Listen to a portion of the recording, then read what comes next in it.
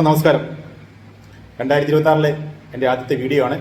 ആരും സ്കിപ്പ് ചെയ്യാതെ കാണണം. നമ്മുടെ കേരളം അഭിമുഖീകരിക്കുന്ന, നമ്മുടെ കേരളം നേടാൻ പോകുന്ന, നമ്മുടെ കേരളം തകരാൻ പോകുന്ന ഒരു പ്രത്യേക വീഡിയോ ആണ് ഞാൻ നിങ്ങളുടെ മുന്നിൽ കൊണ്ടുവരാൻ പോകുന്നത്.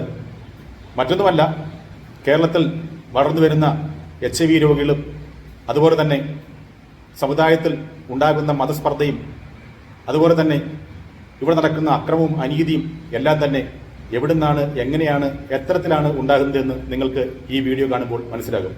ഈ വീഡിയോ കണ്ടതിന് ശേഷം അതിന്റെ ബാക്കി കാര്യം ഞാൻ പറയാം. ഈ വീഡിയോ ഒന്ന് കണ്ടു നോക്കൂ. ഒരു ദാശിന്യം തരൂല, ഈ ഒരു കാര്യത്തിൽ നിങ്ങൾക്ക് ദാശിന്യം തരൂല. പിടിച്ചോ, ഇവന് വിടണ്ട, ഇവന് വിടരുത്. ഇതും പിടിച്ചോ, പിടിച്ചോ, ഇതും പിടിച്ചോ. വിടില്ലട്ടോനാ ഒരാളെ മാത്രമുള്ള രണ്ടുപേര് വണ്ടിയുടെ സൈഡ് നോക്കുക.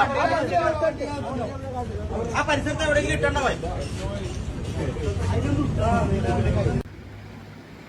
കണ്ടില്ലേ, വളരെ കൂളായിട്ട് അവന്മാരുടെ പോക്കറ്റിൽ സിറിഞ്ച്, അതിന് തക്കതായ മയക്കുമരുന്ന്, സിഗരറ്റ്, മറ്റെല്ലാ സാധനങ്ങളുമായിട്ടാണ് ചെറുപ്പക്കാരി പിള്ളേരാണ് നടക്കുന്നത്. ആരും കണ്ടാൽ സംശയിക്കില്ല. കണ്ടു കഴിഞ്ഞാൽ നല്ല വൃത്തി വെടുപ്പോടി കൂടി ഡ്രസ്സൊക്കെ ചെയ്ത് നടക്കുന്ന പിള്ളേരാണ്.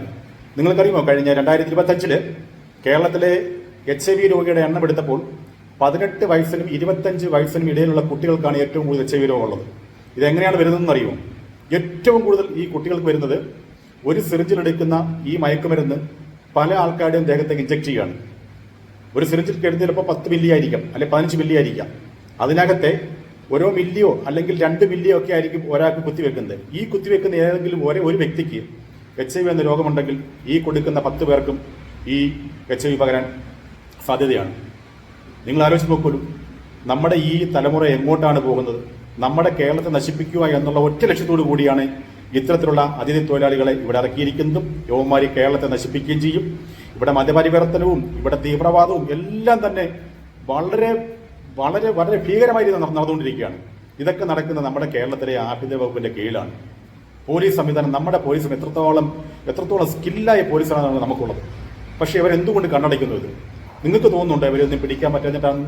അല്ല, ഇതിനൊക്കെ മുകളിൽ പല പല ആൾക്കാരും ഇതിന് മുകളിൽ പല രീതിയിൽ പ്രവർത്തിക്കുന്നുണ്ട്. ഉന്നതരുടെ കൈയുണ്ട്. അല്ലെങ്കിൽ ഒരു കാരണവശാലും ഇത്തരത്തിൽ കൊണ്ടു നടന്ന് ഇഞ്ചക്ട് ചെയ്യാൻ വേണ്ടി സിറിഞ്ചിനകത്ത് കൊണ്ടുപോയി ഇഞ്ചക്ട് കൊടുക്കുകയാണ്. നശിക്കുകയാണ് നമ്മുടെ കുഞ്ഞുങ്ങൾ. ഈ വരും കാലങ്ങളിൽ ചെയ്യേണ്ട ഒരു കാര്യം പ്രത്യേകം ശ്രദ്ധിക്കേണ്ട കാര്യമാണ്. എൻ്റെ അപേക്ഷയാണത്. ഇനി എൻ്റെ മക്കളായിക്കോട്ടെ, ആരുടെ മക്കളായിക്കോട്ടെ, കല്യാണം കഴിക്കാൻ പോകുന്ന കുട്ടികൾ തീർച്ചയായിട്ടും HIV ടെസ്റ്റിന് വിധേയമായതിനു ശേഷം മാത്രമേ കല്യാണം കഴിപ്പിക്കാവൂ. അത് ആൺകുട്ടിയാണെങ്കിലും പെൺകുട്ടിയാണെങ്കിലും നമ്മൾ വീട്ടുകാരോട് പറയണം, HIV ടെസ്റ്റ് അനിവാര്യമാണ്. അതിൽ ഷൈ ചെയ്യേണ്ട ഒരു ആവശ്യമില്ല. അത് അനിവാര്യം തന്നെയാണ്. ഒരാളെ മറ്റൊരാളെ ബ്ലെയിം ചെയ്യാൻ ഇടയാക്കാതെ, സാഹചര്യം ഉണ്ടാക്കാതെ ദയവ് ചെയ്ത് ചെയ്യേണ്ടതാണ്.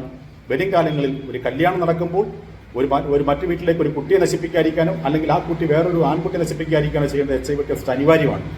അതിന് ഒരു പേരൻസ് മടിക്കരുത്. നമ്മുടെ കേരളം കൈവിട്ടുപോയി.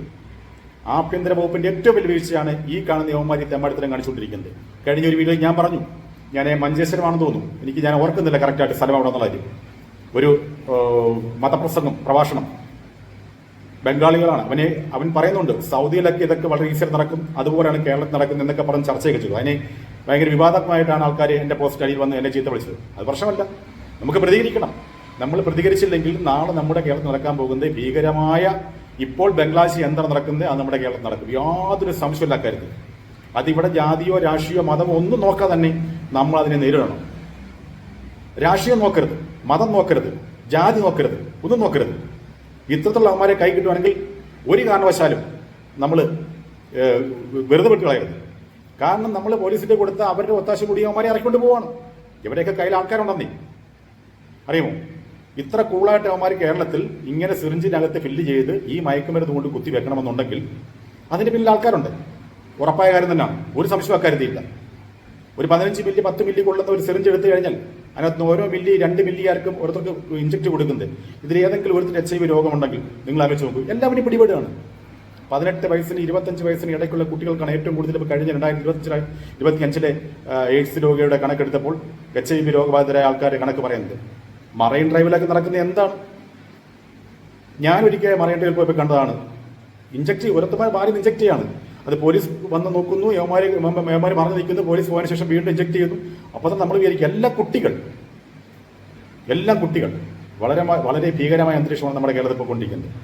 നമ്മുടെ കുഞ്ഞുങ്ങളെ ശ്രദ്ധിക്കുക, നമുക്ക് കുഞ്ഞുങ്ങളെ സ്നേഹത്തോടു കൂടി വളർത്താം. ഒരു കാരണവശാലും ഇത്തരത്തിലുള്ള കാര്യങ്ങൾക്ക് പോകരുതെന്ന് പറഞ്ഞു കൊടുക്കുക, ഇതിന്റെ ഭവിഷ്യത്ത് എന്താണെന്ന് പറഞ്ഞു കൊടുക്കുക.